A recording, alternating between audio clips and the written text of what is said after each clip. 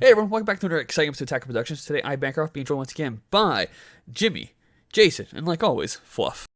Yes, sir. What's going on, guys? What's up, beautiful people? And today's matchup is Syn Shenron, I love saying that, versus GT Goku. Like always, there's buttons down below. Feel free to click, they're there for a reason. Let's get into this. Before we go too much into detail of the match itself, I do want to say, Jason, we are aware that people want a profile, and I know we're working on cutting the deck, and I think Fluff had mentioned to you yesterday that he's gonna help you as well, kind of tighten it up a little bit. Is that right? Yes. After this match, we turned the camera off, and then he actually helped me go through my deck to eliminate some of the bulk stuff that was kind of not really helping out the deck a whole lot. That I could definitely take out to make it a little bit more useful. So we didn't get a chance to record that this past weekend, but we'll get to you all hopefully next week. With that being said, stay tuned for Fluff's profile later this week as well. Guys, now you can take it away. Yeah, so I just want to say I've been messing with Shadow Dragons for a little bit, and I don't know why in this match. Just to point it out because I know someone's going to catch it. When you do the Shadow Dragon effect to reveal the top card, if it's not a Shadow Dragon, you're supposed to put the card to the bottom, but for some reason I was shuffling. I don't know why. So you'll notice here I flipped up a Toa and then I shuffled the deck. That Toa should have gone to the bottom, which would have probably helped me more because I think I hit that Toa like 3 times this match. Already out here with the spoilers. I think people are going to be riveted by the top flip, and now they're just going to expect Toa every time. It's not Toa every time, I'll say that. Oh, well, that's disappointing. Yeah. So, Jason, talk about your deck a little bit. What is the inspiration? I know you and I have played a few games together, but like, what are you trying to do with the deck? So basically, I just tried to stall out my first couple of rounds. Hope to maybe play like a 1-drop unison, just so I can play some cards to get rid of your battle area. And then turn 3 or 4, 4 is more comfortable when I play the Android 21 card that puts 2 token battle cards in your battle area. That way on my next following turn, I can hopefully get the my Awaken side, where it's the permanent is if your opponent has 4 more battle cards, you can't negate, and he gains quadruple strike for the turn. That is kind of like the main thing I'm going for this deck, but I do run a series of Goku cards as well with Krillin to kind of in between getting to the quadruple strike, at least have something to attack with. If I could chime in real quick, actually, I feel like sometimes with this leader, people who typically like to go wide are less likely to go wide against you. True, and that's why I have the Goku and Krillin, like the Krillin I just played, because Krillin is a blocker.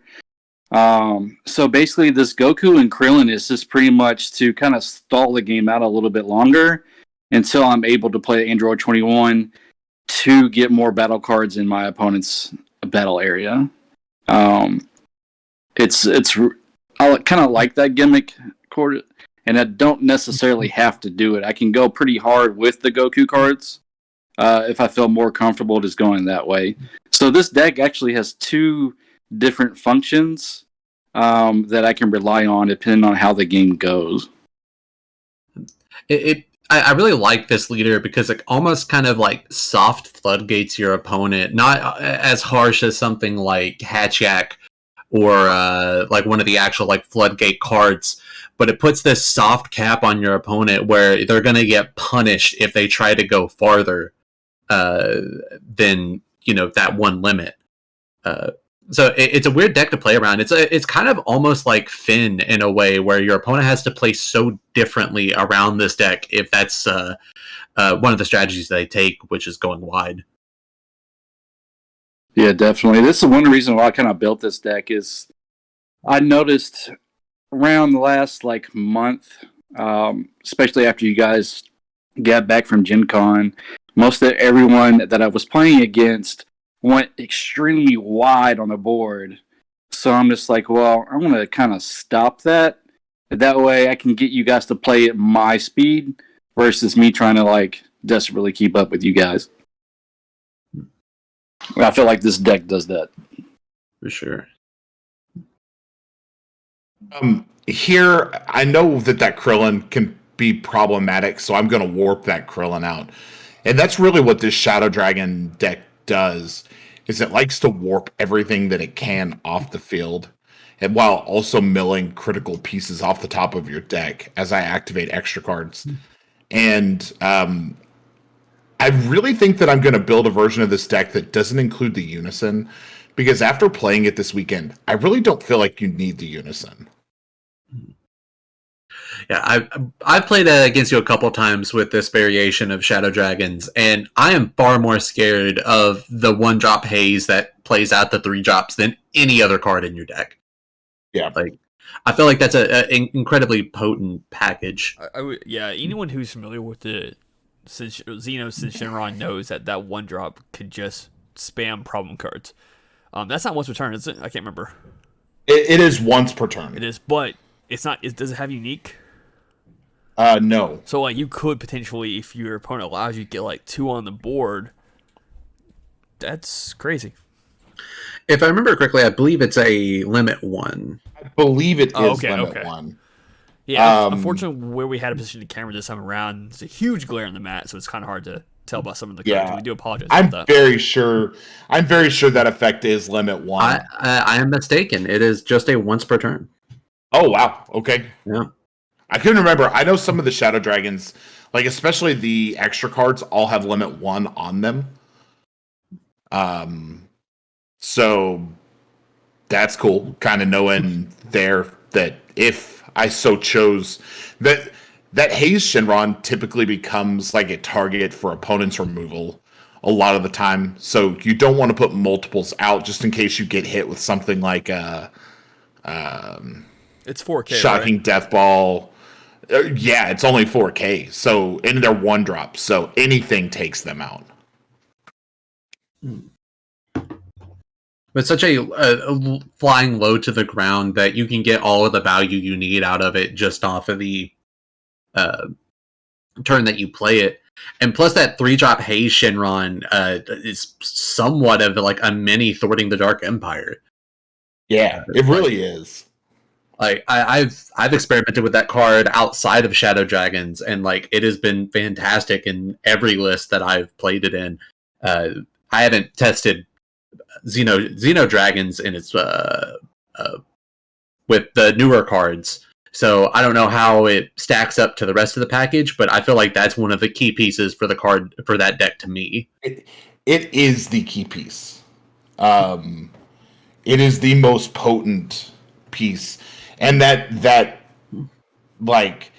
is the Haze Shenron is the preferred pick or the preferred play card off the Haze Shenron, even though the 3-drop Syn is a good target, as well as the new 3-drop Nova Dragon, which as you see is in my warp there, because he's a 20k body that also carries critical.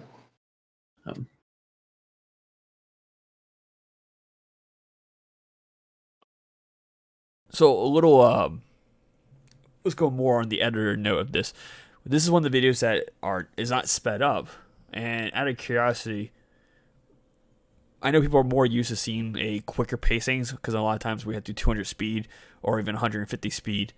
On videos that typically fit the 20-minute time limit that I try to set, should we speed those up? Maybe, because it's just kind of hard to talk about absolutely every little thing that's happening. Not that I'm complaining about needing to do so. I mean, I could walk through and kind of talk every little step. I know that I'm in a pretty good position as far as being able to clear out Jason's side of the field here. But with 3 open energy, either he has some particular negate ready for me, or he's dead in the water. And I don't know which it is. I had a few negates in my hand, but as far as like big cards I was wanting to play, I don't know. Well, I'm trying to think. Yeah, I think I'm getting ready to play the Yeah, and the Kibito Kai. yes, and I wanted to ask you about that. On Fluff's next attack, it'll go into effect. But the thing with that 3-drop, though, is that it does warp a card on swing. Were you okay losing that Goku instead of using Kibito Kai during the leader swing effect? So that way you wouldn't lose your battle card? Or was Fluff attacking the battle card? I think he just warped my card off the... No, I meant on the leader. Do you remember, Fluff, if you target his Goku or his leader? I was targeting the leader. Okay. Yeah. I wasn't even thinking that he was going to drop his secret rare here. But once he did, I kind of saw an opening to go for the throat. So I knew that I've got a 1-drop in hand, and I should have a way to clear out his Kibito Kai. So I'm just going to take care of it here. So yeah, I'd end up dropping the 8-drop Syn, which is just an amazing piece of spot removal. And then you get a 30k body for your troubles. And because he put the Kibito Kai out there, that let me get 7 Shadow Dragons in the drop area, which let me go on ahead and awaken. So it also extends my turn here. And I think technically, does Kibito Kai have the permanent if it's removed from battle? It's removed from game? Yes. Okay. Yep. It's in the warp currently. For just future sake, it's not actually in the warp. It's pretend it's not there. Just it's gone. Okay. But yeah. And majority of decks, just putting it in the warp is as good as removing it from game. That is true. In majority of decks, yes. Yeah. Yeah, there are very few decks that can actually retrieve something back from the warp. Not the idea of retrieving, but like, for example, Blank has a key negate card, which benefits from your opponent having cards in the warp, or yourself. Yeah, so that's true. that would add to that card count for certain decks. Yeah. Yeah, I'll just have to remember that for next time, because when you told me to put it in my warp, I forgot about the part where it says remove it from game instead. Most people generically will put it in the warp because, like Jimmy said, putting something in the warp is effectively removing it from the game, even though Bancroft is correct. Yeah, and I'll be honest, that's the first time anyone's actually got rid of my SER. For such a cheap way of doing it too. So yeah, this is a curious question. Vegeta, it's a 4-drop. I cannot remember if it's double strike or triple strike. it's triple strike. Okay, triple strike. So it's a 20,000 triple strike body that is essentially a unison killer, but I haven't been playing unisons. Yeah, because it removes 3 markers from unison, which I really, really like. That's why I run one of the Vegetas. Because I like to play him like towards end game. I kind of figured if I didn't get him down as quick as I could, I might not make it through the next turn. So This is really... This deck really looks like it was made by me or Jimmy because it has a ton of one-of toolboxy staples or toolboxy solutionary cards. So it was just kind of funny seeing your card by card when we finished the game because it was so... I was like, oh, this looks like it either came from my brain or Jimmy's brain because of all the one-ups.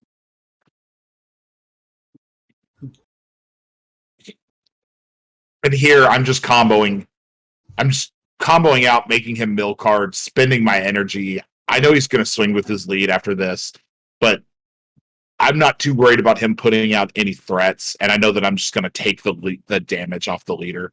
I just don't want to take the damage here.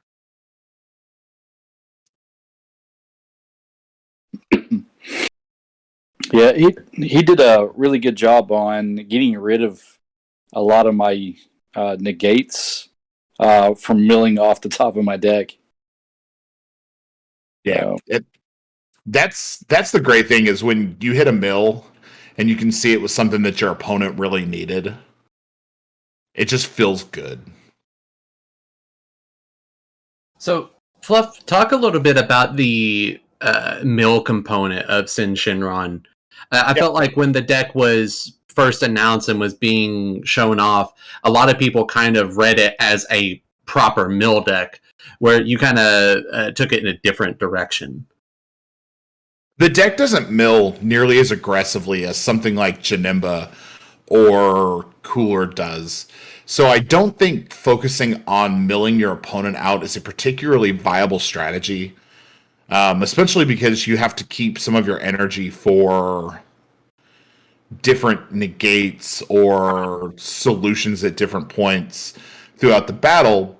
But I like to use the mill mechanic as more of a control method of making my opponent waste their super combos or milling their secret rare or their key combo pieces or their negates, whatever it just so happens to be. As long as something that I'm hitting is relevant to what's happening on the field right now, I feel good about it. And, milling 10 to 12 cards over the course of a game, there's a chance you're going to hit one or two super combos. There's a chance you're going to hit major combo pieces. So, and it just always feels really good when that happens. And then here I put out the big Omega Shenron. I'm going to go for the game. He's tapped out. So unless he's got a sparking negate, this is pretty much going to go through. I think his hand was pretty small at this point as well. And that's where my curiosity was. You push very heavily on your turn before. Even though you missed on the triple strike, you still you added the double strike to your leader using the hidden Kai. Did you feel like I didn't. There wasn't much you could do? Yeah, there wasn't much I could do at all because I don't think I had maybe one card in my hand when he swung. It was like it was the only card in your hand. Yeah. Yeah. A lot of the damage this match came from critical. So he wasn't getting a lot of recovery options in his hand as far as like refilling his hand off of his life. And that's another strength of this deck, is that a lot of the pressure can in fact come from critical damage, because the Haze Shenron and the Nova Shenron are both relevant bodies that have critical. So your opponent is either comboing out of them, wasting cards in their hand, or they're critting their life and not increasing their hand size. With that being said, hope you all enjoyed today's matchup. Keep in mind, there's buttons down below and on the screen while Fluff does the outro. Yeah, I do plan on giving this a shot without the Toas in there, because I think the deck could really benefit from a couple non-archetype style cards like Petrification or Power Burst specifically to recur the 1-drops. But leave us a comment below. Let us know what you think. If you can think of anything that I should try with this Shadow Dragon archetype, I'd love to hear your ideas below. As always, read your cards, know your plays. Let us make the mistakes so that you don't have to. That Fluff out.